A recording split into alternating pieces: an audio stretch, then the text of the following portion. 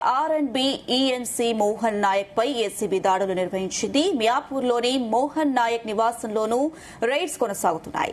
మోహన్ నాయక్ ఇంటితో పాటుగా ఆయన బంధువుల ఇళ్లలోనూ ఉదయం నుంచి దాడులు కొనసాగుతున్నాయి.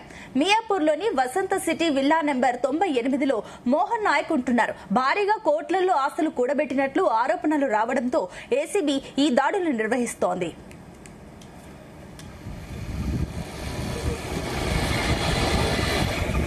రైట్, ఇదే అంశంకి సంబంధించి మరిన్ని అప్డేట్స్ మా క్రైమ్ బ్యూరో చీఫ్ రవితేజ అందిస్తారు.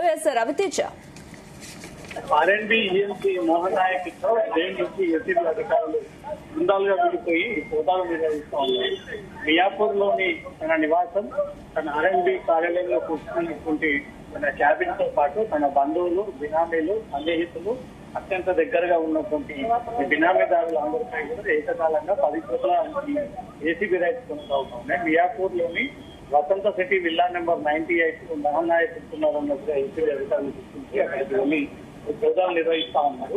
R&B డిపార్ట్మెంట్ కంటే ముందు వివిధ డిపార్ట్మెంట్ లో పనిచేసినప్పుడు అవినీతి ఆరోపణలు వ్యక్తమయ్యాయి.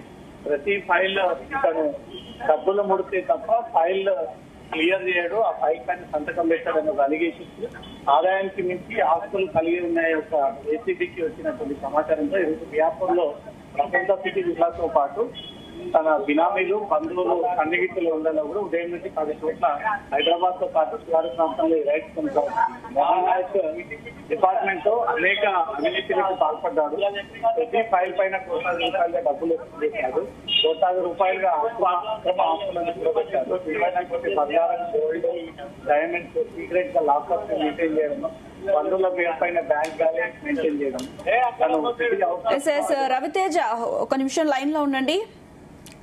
R&B ENC మోహన్ నాయక్ పై ఏసీబీ దాడులు నిర్వహించింది. మియాపూర్లోని మోహన్ నాయక్ నివాసంలోనూ రైడ్స్ కొనసాగుతున్నాయి. మోహన్ నాయక్ ఇంటితో పాటుగా ఆయన బంధువుల ఇళ్లలోనూ ఉదయం నుంచి దాడులు కొనసాగుతున్నాయి.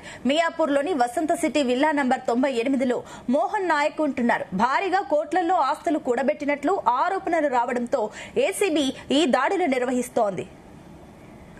రవితేజ, కంటిన్యూ. ఇప్పటి వరకు ఏసీబీ అధికారులు ఇంట్లో ఎంత పట్టుబడింది, ఇంత మేరకు అవినీతికి పాల్పడ్డారు అనే వివరాలు అయితే మీడియాకి ఇప్పటి వరకు షేర్ చేయలేదు. మరి కాసేపట్లో ఉదయం నుంచి సాగుతున్నటువంటి రైట్స్ పైన అన్ని వివరాలు మీడియాకు నోట్ రూపంలో రిలీజ్ చేయబోతా ఉంటారు. సిటీ అవుట్స్కట్స్ లో వ్యవసాయ భూమి, కమర్షియల్ ప్లాట్స్, ఓపెన్ ప్లాట్స్, విలువైనటువంటి బంగారం, వెండి, డైమండ్స్ లాంటివి కూడా ఎక్కువగా కొనుగోలు చేసి సీక్రెట్ బ్యాంక్ లాకర్స్ మెయింటైన్ చేస్తూ ఉన్నారు. అది కుటుంబ సభ్యులతో పాటు ఇతర బినామీ పేర్లపై కూడా లాకర్లను మెయింటైన్ చేస్తూ ఉన్నదంటే కూడా కొన్ని పత్రాలు ఏసీబీకి లభించడంతో ఇంకాస్త లోతుగా ఏసీబీ అధికారులు ఆ వివరాలన్నీ కూడా సేకరిస్తూ ఉన్నారు. కనీసం 100 కోట్లకు పైగా అవినీతికి పాల్పడి ఉండవచ్చు మోహన్ నాయక్ అంటే మాత్రం ఏసీబీ అధికారులకు పక్కాగా ఇన్ఫర్మేషన్ ఉంది.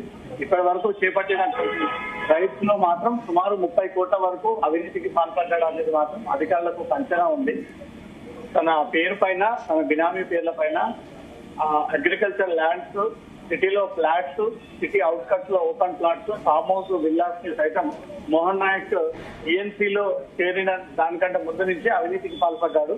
R&Bలోకి వచ్చిన తర్వాత ఇంకాస్త అవినీతి ఎక్కువగా చేస్తా ఉన్నాడు అనే దానిపై ఏసీబీ అధికారులు పక్కా ఇన్ఫర్మేషన్ తోనే ఈ సోదాలు కంటిన్యూ అవుతా ఉన్నాయి. మొత్తం 10 బృందాలుగా విడిపోయినటువంటి అధికారులు 10 చోట్ల ఈ సోదాలు సాగిస్తా ఉన్నారు. అంత బినామీలని పెట్టుకొని బ్యాంక్ అకౌంట్స్ ని వీళ్ళు మెయింటైన్ చేస్తూ ప్రతి ఫైల్ ని అవినీతి ముడితే తప్ప వీళ్ళు ముందుకు వెళ్లే పరిస్థితి లేకుండా R&B వ్యవస్థ మొత్తం ఈ రకంగానే నడుస్తుంది అంటూ మాత్రం వరుసగా ఏసీబీకి వచ్చినటువంటి ఫిర్యాదుల పైన ఈ రైట్స్ సాగిస్తా ఉన్నారు. ఈరోజు రాత్రి వరకు కూడా కంటిన్యూగా ఏసీబీ రైట్స్ సాగేటువంటి ఛాన్స్ ఉంది. రైట్స్ ముగిసిన తర్వాత మోహన్ నాయక్ ఎంత మేరకు అక్రమాస్తులను కూడబెట్టారు, అతని ఆదాయం ఎంత, నెలసరిగా అతని ఇంటికి వస్తున్నటువంటి ఆదాయం ఎంత, ఎంతమంది బినామీలని ఏర్పాటు చేసుకొని ఈ ఆస్తులందరూ వారి పైన రిజిస్ట్రేషన్ చేశారంటూ కూడా అవన్నీ సాయంత్రం రిలీజ్ చేసేటువంటి అవకాశం. రవితేజ, ఈ రైట్స్ లో ఇప్పటి వరకు జరిగిన రైట్స్ ప్రకారం ఏవైనా కీలక డాక్యుమెంట్స్ దొరికాయా? దీనికి సంబంధించిన డీటెయిల్స్ ఏంటి?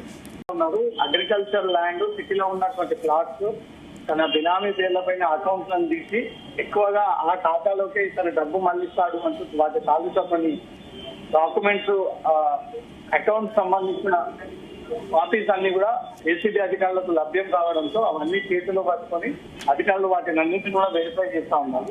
గతంలో నుంచి మోహన్ నాయక్ పైన అవినీతి ఆరోపణలు ఉండడము కానీ పక్కాగా రెడ్ హ్యాండెడ్ గా పట్టుకునేటువంటి ప్రయత్నం చేశారు.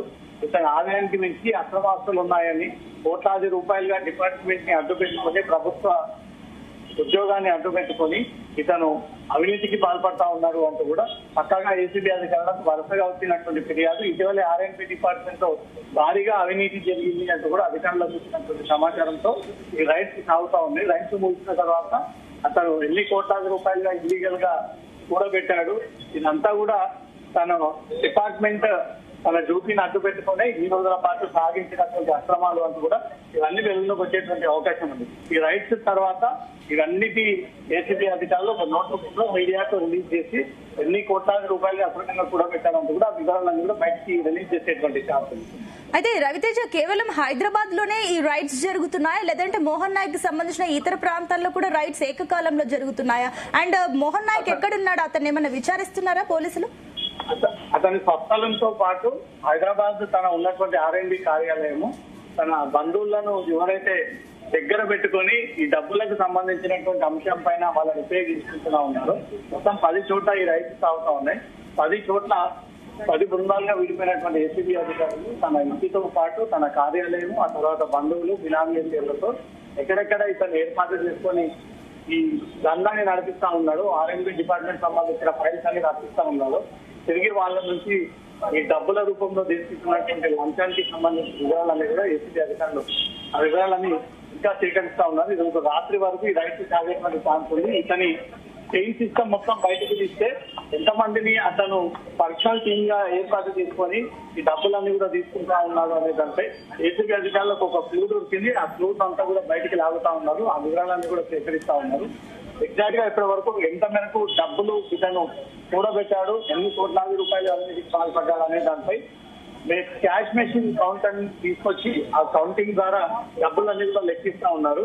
లెక్కింపు పూర్తయిన తర్వాత ఇంట్లో దొరికినటువంటి డాక్యుమెంట్స్ అన్నిటిని మార్కెట్ వాల్యూ ప్రకారంగా ఎంత విలువ ఉంటుంది అంటే కూడా అవన్నీ లెక్కలేసిన తర్వాత ఇవన్నీ కూడా ఏసీబీ నోట్ రిలీజ్ చేసేటువంటి ఛాన్స్. అంటే ఈ సోదాల తర్వాత మోహన్ నాయక్ పైన కేసులు నమోదు చేసే ఛాన్సెస్ ఉన్నాయా?